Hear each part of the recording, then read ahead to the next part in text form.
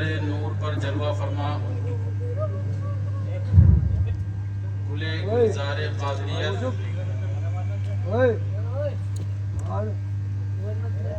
چشم و چراغ برکاتیت سبحان اللہ سبحان اللہ سبحان محبوب العلماء حضرت سید محمد امان میاں صاحب قبلہ سبحان اللہ و جملہ علماء کرام مہمانان اعظام اور اس بستی سے تعلق رکھنے والے تمام احباب، السلام علیکم ورحمۃ اللہ وبرکاتہ۔ وعلیکم السلام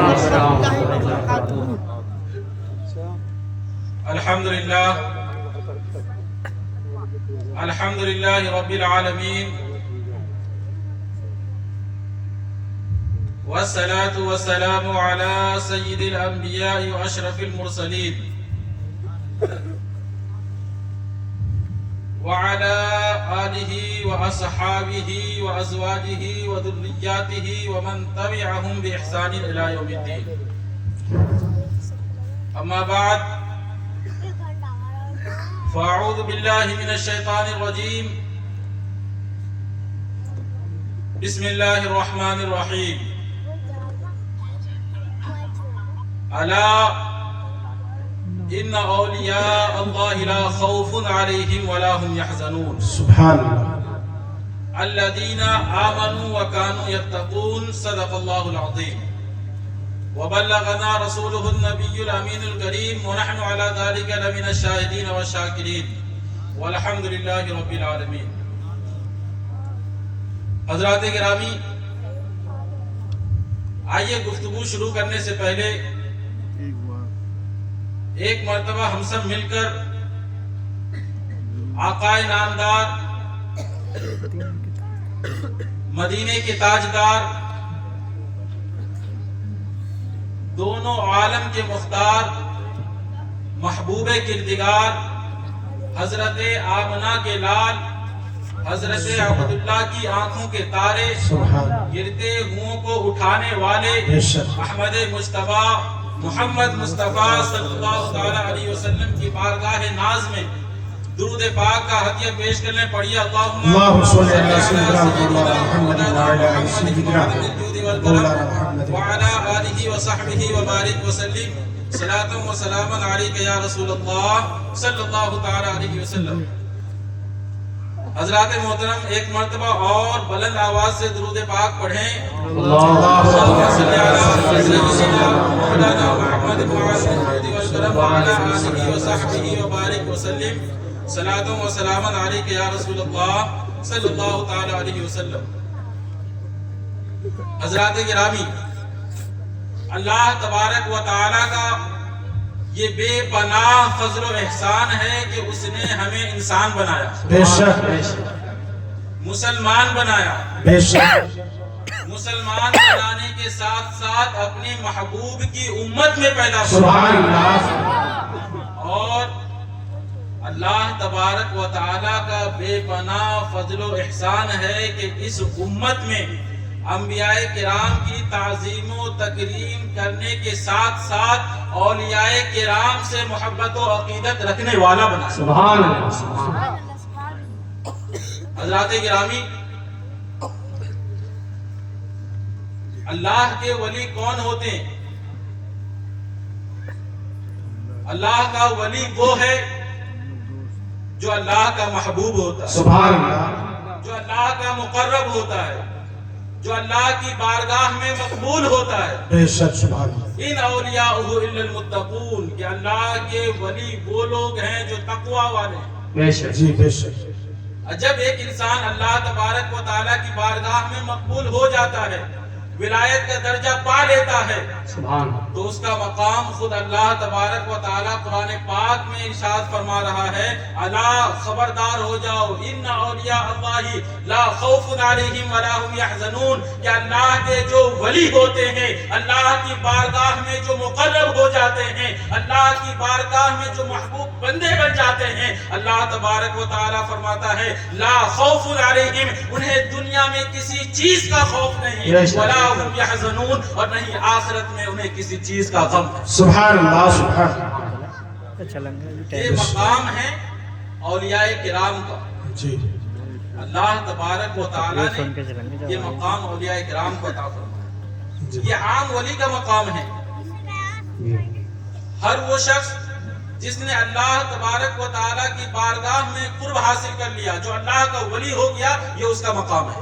سبحان اور قربان جائیے اور شکر ادا کیجیے اللہ تبارک و تعالیٰ کا کہ اللہ تبارک و تعالیٰ نے اس امت پر، امت محمدیہ پر اور بھی بہت سارے احسانات کیے ہیں.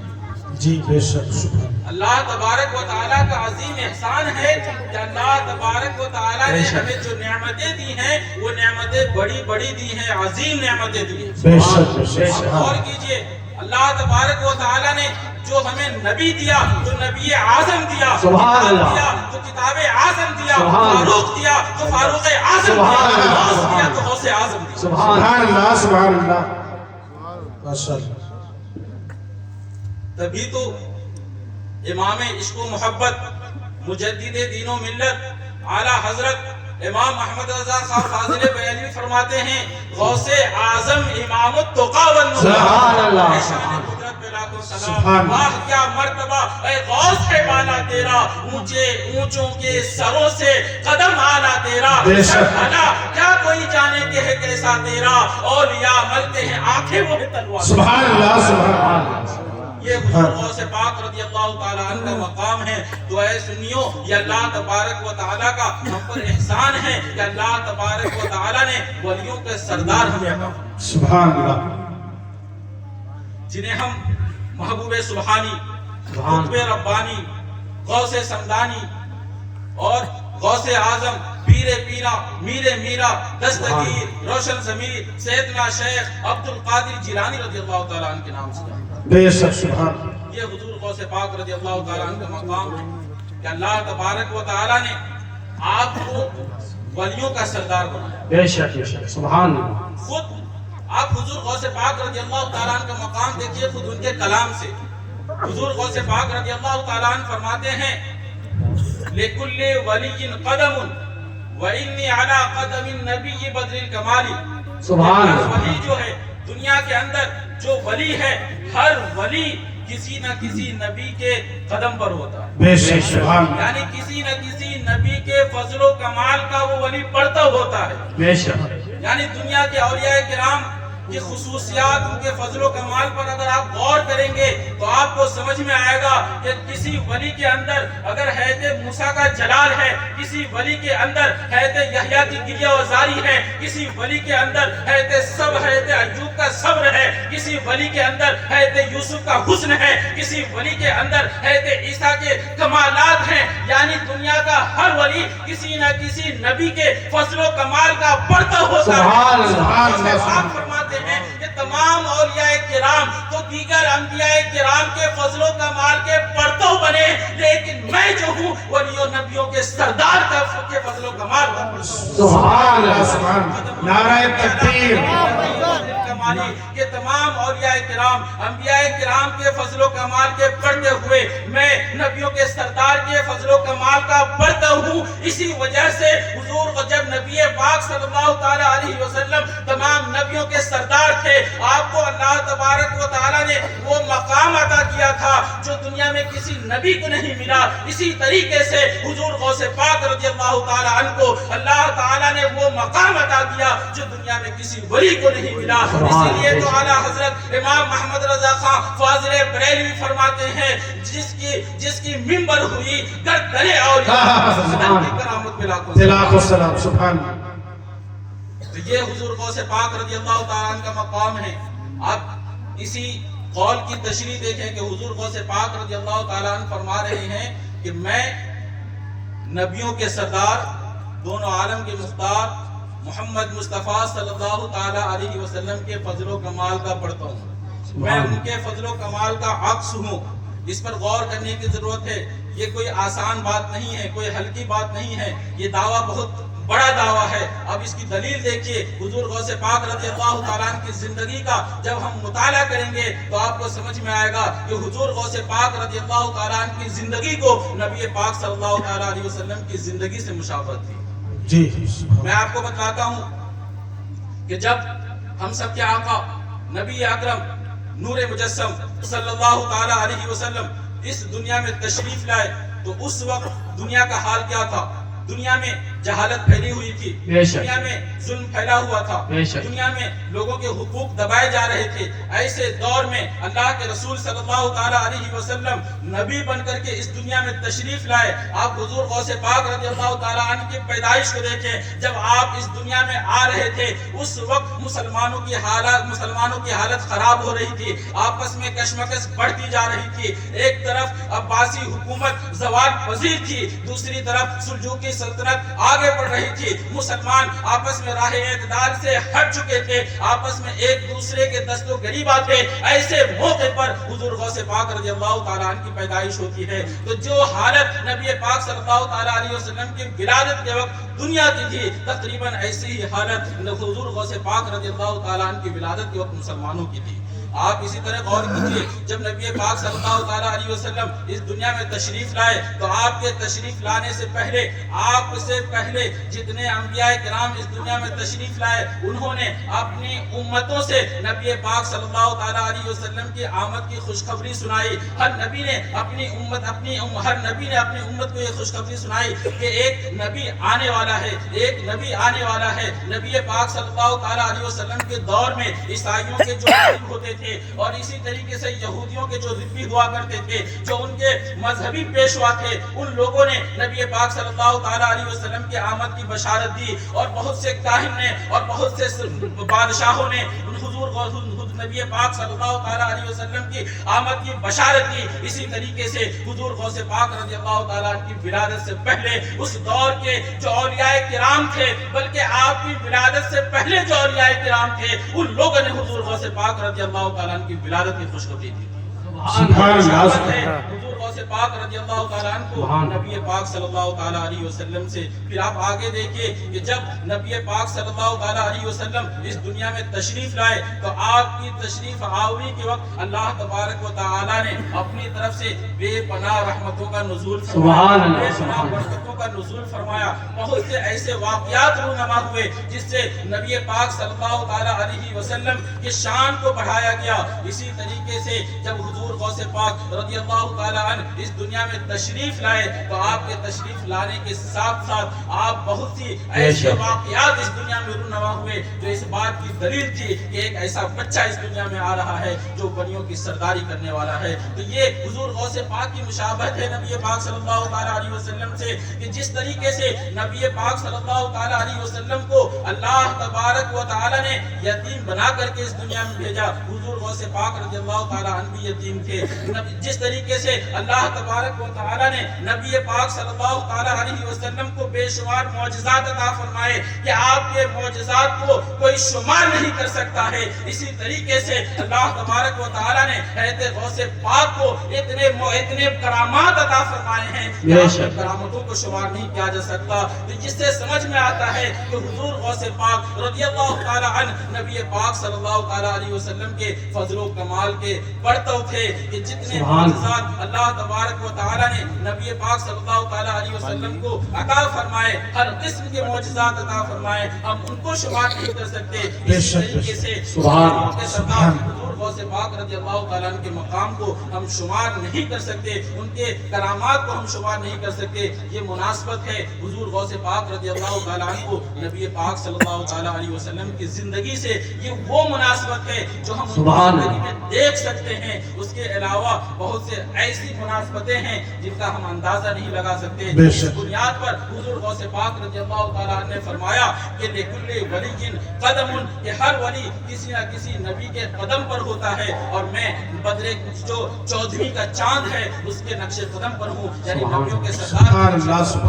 یہ حضور غوث پاک سبحان اللہ، سبحان اللہ ہے۔ یہ اس بات کی دلیل ہے کہ حضور غوث پاک رضی اللہ تعالیٰ عنہ کو اللہ تبارک و تعالیٰ نے کتنا اونچا بلند و بالا مقام عطا فرمایا تھا۔ اب آپ دیکھیے نبیوں کے سردار کے تعلق سے اللہ تبارک و تعالیٰ قرآن پاک میں ارشاد فرماتا ہے، لَقَدْ كَانَ لَكُمْ فی رسول اللہ سبحان اللہ۔ حسنہ، کہ جو اللہ کے رسول ہیں، اللہ کے رسول صلی اللہ تعالیٰ علیہ وسلم کی زندگی تمہارے لیے نمونہ ہے، بہترین نمونہ ہے۔ یعنی اگر تم اس دنیا میں کامیابی چاہتے ہو تو میرے نبی کی زندگی کو پڑھ لو، اگر تم آخرت کو سنوارنا چاہتے ہو تو میرے نبی کے راستے پر آ جاؤ، اگر تم چاہتے ہو کہ تمہارے گھر کا ماحول اچھا رہے تو میرے نبی کی سیرت کو پڑھ لو، اگر تم چاہتے ہو کہ تمہارے آپسی رشتے مضبوط ہو جائیں تو میرے نبی کی سیرت کو پڑھ لو، اگر تم چاہتے ہو کہ تم اللہ کے قریب ہو جاؤ تو نبی پاک صلی اللہ تعالیٰ علیہ وسلم کی زندگی کو دیکھ لو۔ یعنی نبی پاک صلی اللہ تعالیٰ علیہ وسلم کی زندگی کو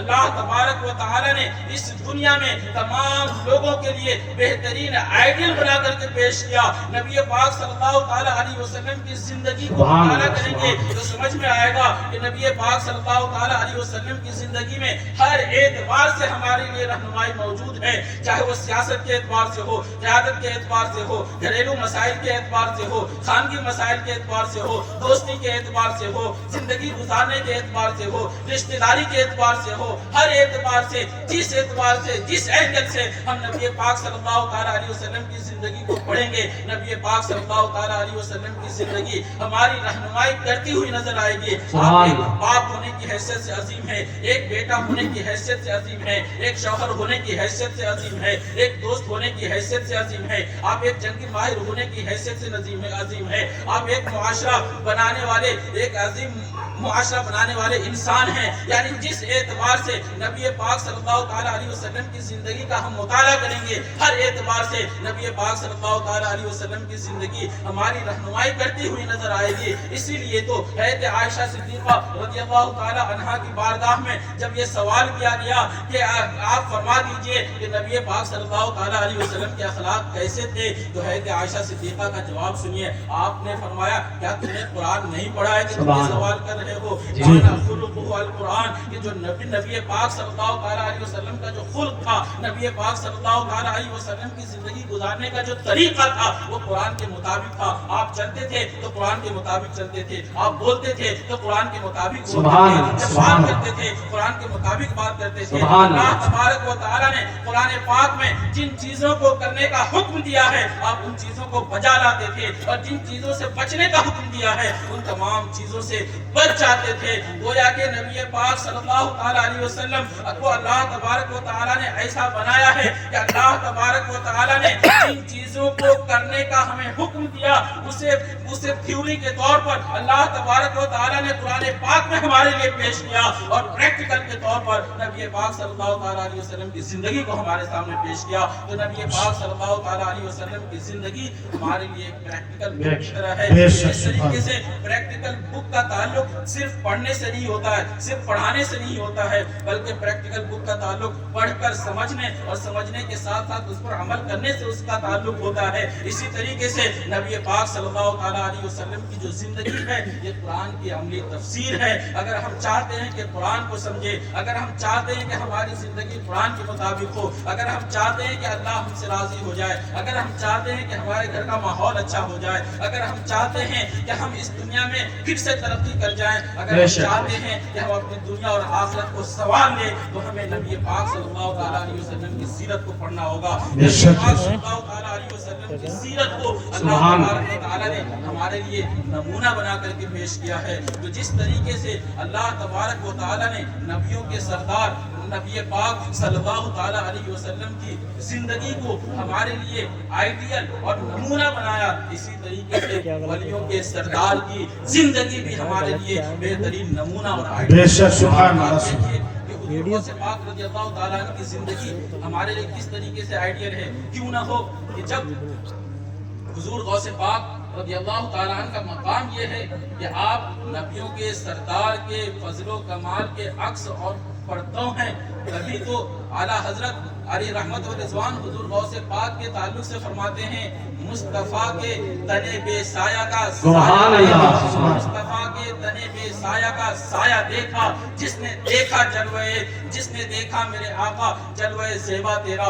یہ حضور غوث پاک رضی اللہ تعالیٰ عنہ کے تعلق سے اعلیٰ حضرت نے فرمایا کہ جس نے حضور غوث پاک کو دیکھ لیا گویا کہ اس نے نبی پاک صلی اللہ تعالیٰ علیہ وسلم کے جلوے کا دیدار کر لیا۔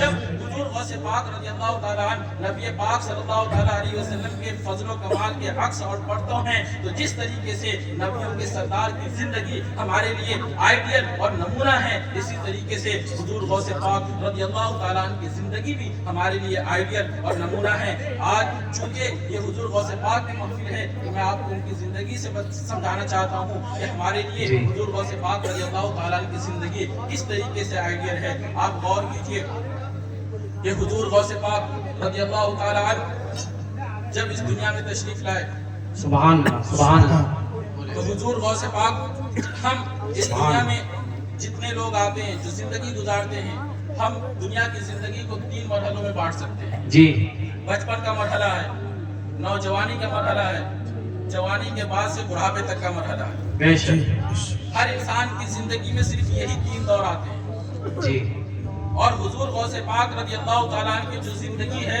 ان تینوں مراحل میں ہمارے لیے آئیڈیل اور نمونہ ہے۔ بے شک، آپ دیکھیے حضور غوث پاک رضی اللہ تعالیٰ عنہ کے بچپن کو دیکھیے، آپ کا بچپن کتنا اعلیٰ اور عظیم تھا، یہ بات آپ نے سماعت کر لی۔ بے شک، غوث پاک رضی اللہ تعالیٰ عنہ مادر ذات ولی تھے، بے شک، اللہ تبارک و تعالیٰ نے آپ کو ولی بنا کر کے اس دنیا میں بھیجا تھا، سبحان، یہ آپ کا مقام تھا۔ لیکن آپ غور کیجئے، بچپن کا جو دور ہوتا ہے، بچپن کا دور یہ تعلیم کا دور ہوتا ہے، تربیت کا دور ہوتا ہے۔ ایک بچے کو ہم جیسا بنانا چاہیں گے بچہ ویسا بنے گا۔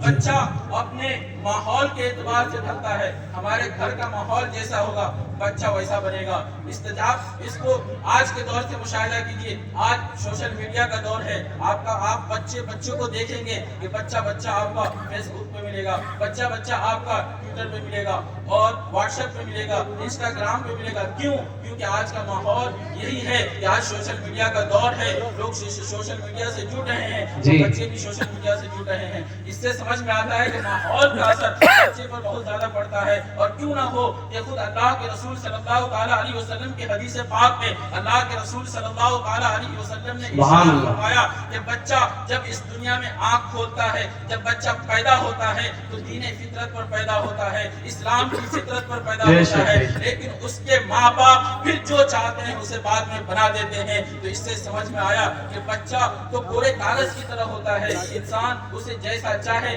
ڈھال دیتا ہے۔ تو اس سے سمجھ میں آتا ہے کہ بچپن کی زندگی ہے وہ تربیت کی زندگی ہے، وہ تعلیم کی زندگی ہے، بچے کو سنوارنے یا بگاڑنے کا وقت ہے۔ تو حضور غوث پاک رضی اللہ تعالیٰ عنہ کے بچپن کو دیکھیں، حضور غوث پاک رضی اللہ تعالیٰ عنہ جب اس دنیا میں آئے ایسے خاندان میں پیدا ہوئے جو خاندان بہت اعلیٰ تھا، ولیوں کا خاندان تھا۔ آپ کے جو والد تھے با کرامت ولی تھے، آپ کے جو نانا تھے وہ با کرامت ولی تھے، آپ کی جو پھوپھی تھی وہ با کرامت ولیہ تھی، آپ کی جو والدہ تھی وہ با کرامت ولیہ تھی۔ آپ غور کیجئے کہ حضور غوث پاک رضی اللہ تعالیٰ عنہ کے والد کا مقام یہ تھا کہ حضور غوث پاک رضی اللہ تعالیٰ عنہ کے والد کو جنگی دوست کہا جاتا تھا۔ جنگی کا مطلب یہ جہاد فی سبیل اللہ، اللہ کی راہ میں ہمیشہ جہاد کرنے کے لیے تیار رہتے تھے۔ وہ جہاد مال کے ذریعے سے ہو، وہ جہاد علم کے ذریعے سے ہو، وہ جہاد امر بالمعروف اور نہی عن المنکر کے ذریعے سے ہو، وہ جہاد جس اعتبار سے بھی ہو، چاہے جہاد بن نفس ہو، چاہے جہاد بن مال ہو، چاہے جہاد بن سیف ہو، ہر اعتبار سے وہ جہاد کرنے کے لیے تیار رہتے تھے۔ ایک مرتبہ کا واقعہ ہے کہ ایک مرتبہ کچھ لوگ شراب کا مٹکا لے کر خلیفہ وقت کے دربار میں جا رہے تھے۔ اسی وقت میں حضور غوث پاک رضی اللہ تعالیٰ عنہ کے والد کا گزر وہاں سے ہوتا ہے۔ آپ اس مٹکے کو بغیر پوچھے توڑ دیتے ہیں، پھر پتا چلتا ہے کہ وہ خلیفہ وقت کا ہے۔ خلیفہ وقت حضور غوث پاک رضی اللہ تعالیٰ عنہ کے والد کو دربار میں بلاتے ہیں، اس کے بعد سوال کرتے ہیں کہ تم نے میرے مٹکے کو کیسے توڑ دیا؟ کیا تم نے نہیں جانا کہ یہ خلیفہ وقت کا مٹکا ہے؟ کس بنیاد پر تم نے اسے توڑا ہے؟ تو حضور غوث پاک رضی اللہ تعالیٰ عنہ کے والد کا جواب سنیے۔ آپ فرماتے ہیں کہ میں محتسب ہوں، اللہ تبارک و تعالیٰ نے مجھے حساب لینے والا بنا کر کے اس دنیا میں بھیجا ہے، میں کسی سے بھی حساب لے سکتا ہوں۔ سبحان اللہ، سبحان اللہ، سبحان اللہ۔ حضور غوث پاک رضی اللہ تعالیٰ عنہ کے والد کی شان ہے، یہ تو ان کا مقام ہے امر بالمعروف والنہی عن المنکر کا۔ دوسرا مقام دیکھیے آپ کے تقویٰ کا عالم یہ ہے کہ ایک سیب جو جائز طریقے سے کھایا جا سکتا تھا، اس سیب کو جب کھا لیتے ہیں تو اس کی تلافی کے لیے 12 سال یا تقریباً 10 سال تک وہ حضرت عبداللہ صومعی کی خدمت کرتے ہیں۔ یہ آپ کے والد کا مقام ہے۔ آپ کی والدہ کا مقام کیا تھا؟ خود ان کے نانا کے زبان سے سنیے، والدہ کے والد جو حضور غوث پاک رضی اللہ تعالیٰ عنہ کے والد ہیں حضرت عبداللہ صومعی، جنہوں نے حضور غوث پاک کے والد سے یہ شرط لگائی تھی کہ اس سیب کھانے کے بدلے میں تمہیں اس سے نکاح کرنا پڑے گا۔ اس وقت اوصاف کیا بیان کیے گئے تھے کہ وہ آنکھ سے اندھی ہے، ہاتھ سے لولی ہے، پاؤں سے اپاہج ہے، وہ چل نہیں سکتی، وہ کچھ پکڑ نہیں سکتی، کچھ دیکھ نہیں سکتی۔ اس کے بعد جب حضور غوث پاک رضی اللہ تعالیٰ عنہ کا نکاح ہوتا ہے، پھر آپ جب تشریف لے جاتے ہیں تو دیکھتے ہیں ہاتھ بھی سلامت ہے، آنکھ بھی سلامت ہے، پاؤں بھی سلامت ہے، خوبصورت بھی ہے، حسن و جمال کی ملکہ بھی ہے۔ واپس چلے آتے ہیں، پوچھتے ہیں کہ آپ نے تو یہ کہا تھا لیکن جس کے پاس میں جا رہا ہوں اس کی شان تو یہ ہے۔ تو اس وقت اس کے والد نے یہ کہا کہ میں نے جو یہ کہا تھا کہ اپنی آنکھ سے اندھی ہے تو اپنے آنکھ سے اس نے کسی غیر محرم کو نہیں، سبحان اللہ، سبحان اللہ، تو اس نے اپنے ہاتھ سے کوئی غلط کام نہیں کیا ہے، بے شک، اپنے پاؤں سے کسی غلط کام کی طرف اس نے پاؤں نہیں بڑھایا ہے۔ تو یہ مقام دیکھیے کہ حضور غوث پاک رضی اللہ تعالیٰ عنہ کی جس خاندان میں پرورش ہو رہی ہے، آپ کی والدہ کا پہلے سے یہ مقام ہے۔ یہ اللہ تبارک و تعالیٰ کی بارگاہ میں ان کا یہ مقام ہے۔ ان کی پھوپھی کو دیکھیے، ان کی پھوپھی کیا یہ مقام تھا کہ جب وہ اللہ تبارک و تعالیٰ کی بارگاہ میں اللہ پر توکل کرتے ہوئے، بھروسہ کرتے ہوئے، جب قحط سالی کا موقع ہے، قحط سالی کے موقع میں جب ان سے دعا کرنے کے لیے کہا جاتا ہے تو وہ کیا کرتی ہے؟ جھاڑو اٹھاتی ہے، اپنے صحن میں جھاڑو لگا دیتی ہے۔ اس کے بعد وہ دعا کرتی ہے کہ اے اللہ، صحن میں جھاڑو لگانا تو میرا کام تھا، اب پانی برسانا تیرا کام۔ سبحان اللہ، سبحان اللہ، نعرہ تکبیر، نعرہ رسالہ، برکاتی دولہ، برکاتی دولہ، زندہ باد۔ اس سے یہ سمجھیے کہ حضور غوث پاک رضی اللہ تعالیٰ عنہ کی جو پرورش ہو رہی ہے ایسے خاندان میں ہو رہی ہے، جو خاندان ولیوں کا خاندان ہے، جو خاندان اللہ کے محبوب بندوں کا خاندان ہے۔ جب اللہ کے محبوب بندوں کے خاندان میں حضور غوث پاک کی پرورش ہوئی تو اس خاندان کا حضور غوث پاک پر یہ اثر پڑا کہ جب ولیوں نے آپ کی تربیت کی تو آپ ولیوں کے سردار بن کر کے ابھرے۔ اس سے سمجھ میں آتا ہے کہ اگر ہم چاہتے ہیں کہ ہمارے بچے اچھے بنے، ہمارے بچے کے اوپر اچھا اثر جائے تو ہمیں اپنے گھر کے ماحول کو اچھا بنانا ہوگا۔ اگر ہمارے گھر کا ماحول سچ بولنے کا ہوگا تو ہمارا بچہ بھی سچ بولے گا۔ اگر ہمارے گھر کا ماحول امانت داری کا ہوگا ہمارا بچہ بھی امانت دار ہوگا۔ اگر ہمارے گھر کا ماحول دینی ہوگا تو ہمارا بچہ بھی دینی ہوگا۔ اگر ہم گھر میں اپنے ماں باپ کے ساتھ، اپنی بیوی کے ساتھ، اپنے بہنوں کے ساتھ، اپنے رشتہ داروں کے ساتھ اچھا سلوک کرنے والے ہوں گے تو ایسے ماحول میں جو ہمارا بچہ پرورش پائے گا تو ہمارا بچہ بھی انہی چیزوں کو اپنی زندگی میں نافذ کرنے والا ہوگا۔ اس سے سمجھ میں آتا ہے کہ اگر ہمیں حضور غوث پاک رضی اللہ تعالیٰ عنہ کی زندگی کو اللہ تبارک و تعالیٰ نے ہمارے لیے آئیڈیل بنایا ہے کہ جس طریقے سے حضور غوث پاک رضی اللہ تعالیٰ عنہ کا بچپن ایسے ماحول میں گزرا تو حضور غوث پاک رضی اللہ تعالیٰ عنہ ولیوں کے سردار بن کر کے ابھرے۔ تو اگر ہم بھی جب حضور غوث پاک رضی اللہ تعالیٰ عنہ کے غلام ہیں تو اگر ہم بھی اپنے گھر کے ماحول کو اچھا بنائیں گے تو ہمارے بچے جو ہوں گے ان پر بھی حضور غوث پاک رضی اللہ تعالیٰ عنہ کا فیض جاری ہوگا۔ بچے ہوں گے تو بچپن کے حوالے سے یہ ضروری ہے اپنے اندر یہ سبق حاصل کریں کہ ہمیں اگر اپنے بچوں کو اچھا بنانا ہے تو ہمیں ان چیزوں کو اپنے بچوں پر اپلائی کرنے کی ضرورت ہے۔ اسی طریقے سے اب جوانی کی زندگی دیکھیے، حضور غوث پاک رضی اللہ تعالیٰ عنہ کی جوانی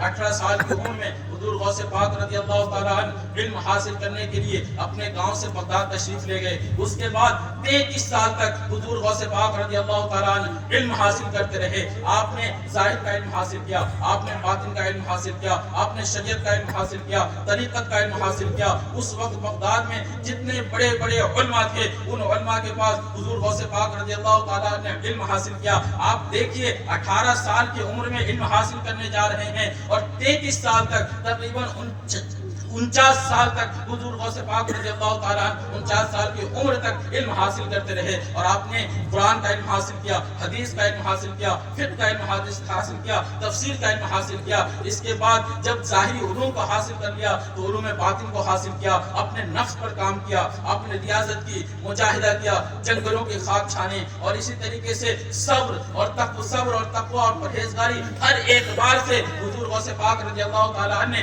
अपने आप को कामिल बनाया। खुद हुजूर गौसे पाक रज़ी अल्लाह ताला अन्हु फरमाते हैं दरस्तुल इल्म हत्ता सिरतु कुतबन, कि मैं इल्म हासिल करता रहा यहाँ तक कि अल्लाह तबारक व तआला ने मुझे कुतुबियत के दर्जे पर फाइज कर दिया। इससे सबक क्या मिलता है कि जिस तरीके से हुजूर गौसे पाक रज़ी अल्लाह ताला अन्हु इल्म के जरिए से कुतुबियत के दर्जे पर फाइज हो गए, तो अगर हम चाहते हैं कि हमें हुजूर गौसे पाक रज़ी अल्लाह ताला अन्हु का फैज़ मिले तो हमें भी इल्म का रास्ता इख्तियार करना पड़ेगा। ये तालीम जो है, ये इल्म जो है, इल्म के जरिए से हम अपने ज़ाहिर को संवार सकते हैं, अपने बातिन को संवार सकते हैं, इल्म के जरिए से हम दुनिया में तरक्की कर सकते हैं, इल्म के जरिए से हम आखिरत में कामयाब हो सकते हैं। इल्म ही ये तरीक़त का रास्ता भी दिखाता है, इल्म ही शरीयत का रास्ता दिखाता है, इल्म ही तरक्की का रास्ता दिखाता है। अगर हमारे पास इल्म होगा, हमारे पास तालीम होगी, तो तालीम की बुनियाद पर हम अपनी दुनिया भी कामयाब कर सकते हैं, हम अपनी आखिरत भी कामयाब कर सकते हैं। तो जिस गौसे पाक के हम गुलाम कहलाते हैं, हुजूर गौसे पाक रज़ी अल्लाह ताला अन्हु की जिंदगी ये है कि आपने अपनी पूरी जवानी इल्म हासिल करने में गुजारी है। तो आज हम भी हुजूर गौसे पाक रज़ी अल्लाह ताला अन्हु के मानने वाले हैं, उनके गुलाम हैं, तो हमें चाहिए कि हम भी इल्म हासिल करें, इल्म के रास्ते पर चलें, अपने बच्चों को खूब तालीम दें।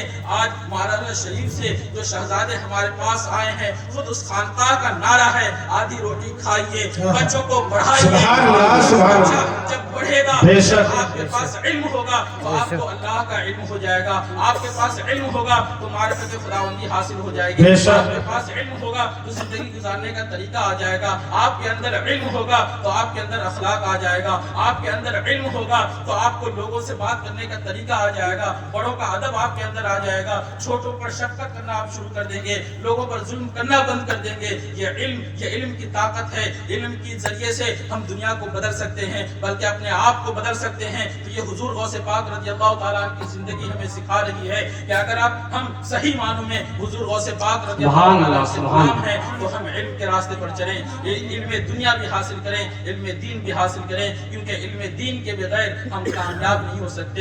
इल्म दीन ही हमें औलियों का अदब करने वाला बनाएगा। हमें मालूम होना चाहिए कि अल्लाह के बारे में हमें कैसा अकीदा रखना है, हमें मालूम होना चाहिए अल्लाह के जो नबी पाक सल्लल्लाहु अलैहि वसल्लम के बारे में हमें कैसा अकीदा रखना है, फरिश्तों के बारे में कैसा अकीदा रखना है, अल्लाह की किताबों के बारे में कैसा अकीदा रखना है। नबी पाक सल्लल्लाहु अलैहि वसल्लम के जो सहाबा हैं, तमाम सहाबा का, चाहे वो बड़े सहाबी हों या छोटे सहाबी हों, हज़रत अबू बकर सिद्दीक से लेकर हज़रत अमीर मुआविया रज़ियल्लाहु ताला अन्हु तक, सहाबा किराम इस दुनिया में आए तब से हमें मोहब्बत करनी है, सबसे अकीदत करनी है। सहाबा किराम में अल्लाह के रसूल सल्लल्लाहु अलैहि वसल्लम ने फरमाया अस्हाबी कन्नुजूम बिअय्यिहिम इक्तदैतुम इहतदैतुम, कि मेरे जो सहाबा हैं वो आसमान के तारों के मानिंद हैं, किसी सहाबी की तो अगर तुम इत्तिबा कर लो तो तुम कामयाब हो जाओगे। ये हुजूर अल्लाह के रसूल सल्लल्लाहु अलैहि वसल्लम का हमें हुक्म है कि ला तसुबू अस्हाबी, कि तुम मेरे सहाबा को गाली मत दो। तो यहाँ पर सहाबा का हुक्म आम है,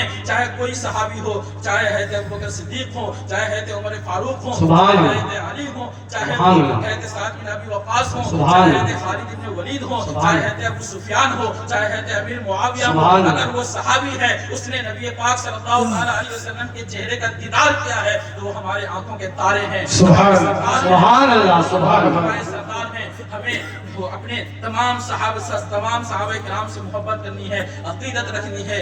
ये पैगाम है अल्लाह के रसूल सल्लल्लाहु अलैहि वसल्लम का अपनी तमाम उम्मतियों से। ये हुजूर नबी पाक सल्लल्लाहु अलैहि वसल्लम का हुक्म है। तो इस आप देखिए हुजूर गौसे पाक रज़ियल्लाहु ताला अन्हु की जो जवानी गुजरी है वो तालीम के रास्ते में गुजरी है। तालीम के लिए आपने फाके की जिंदगी गुजारी, तालीम के लिए भूख को भी बर्दाश्त किया, प्यास को भी बर्दाश्त किया, हर तरह की परेशानियों को बर्दाश्त किया। हुजूर गौसे पाक रज़ी अल्लाह तआला अन्हु का ये कौल है कि नबूवत का जो रास्ता है, विलायत का जो रास्ता है, अल्लाह तबारक व तआला ने अपने तमाम नबियों की जिंदगी में, वलियों की जिंदगी में परेशानी को रखा है। अगर परेशानी के साथ सब्र भी मिल जाए तो वो बंदा कामयाब हो जाता है।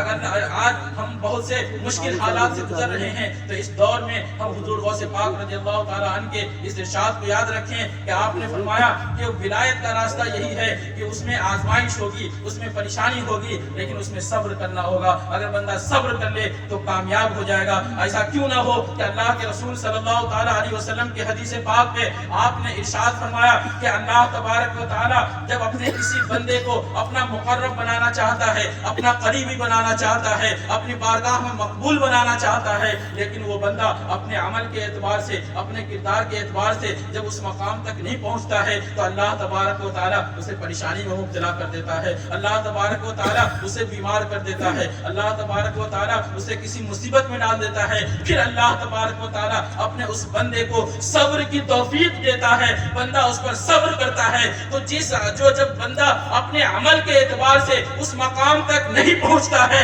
अल्लाह तबारक व तआला उस सब्र के बदले में उसे वो मकाम अता कर देता है। अल्लाह तबारक व तआला अपने बंदों को ये मकाम अता फरमाता है। इसी तरीके से आप हुजूर गौसे पाक रज़ी अल्लाह तआला अन्हु की आगे की जिंदगी देखिए। आपकी जवानी के बाद जब हुजूर गौसे पाक रज़ी अल्लाह तआला अन्हु शादी फरमाते हैं, शादी फरमाने के बाद आप इल्म को फैलाने का काम करते हैं, तरीक़त को फैलाने का काम करते हैं। जो 50 साल के बाद की जिंदगी है, 30-90 साल की पूरी उम्र है, उसके बाद हुजूर गौसे पाक रज़ी अल्लाह तआला अन्हु तकरीबन 40 साल इल्म दीन की खिदमत करते हैं, हदीस पढ़ाते हैं, कुरान पढ़ाते हैं, तसव्वुफ पढ़ाते हैं। आपकी बारगाह से जो लोग इल्म हासिल करते हैं वो शरीयत के भी इमाम होते हैं, वो तरीक़त के भी इमाम होते हैं। और उलमाए किराम ने लिखा है कि हुजूर गौसे पाक रज़ी अल्लाह तआला अन्हु के मदरसे से जो बच्चे फारिग होते थे, एक साल में तकरीबन 3000 बच्चे फारिग होते थे। और हुजूर गौसे पाक रज़ी अल्लाह तआला अन्हु ने 30 साल से ज्यादा इल्म दीन की खिदमत फरमाई है। गोया कि हुजूर गौसे पाक रज़ी अल्लाह तआला जब इस दुनिया से जा रहे थे तो आपकी बारगाह से फैज पाने वाले तकरीबन 1 लाख लोगों ने हुजूर गौसे पाक के बारगाह से फैज हासिल किया।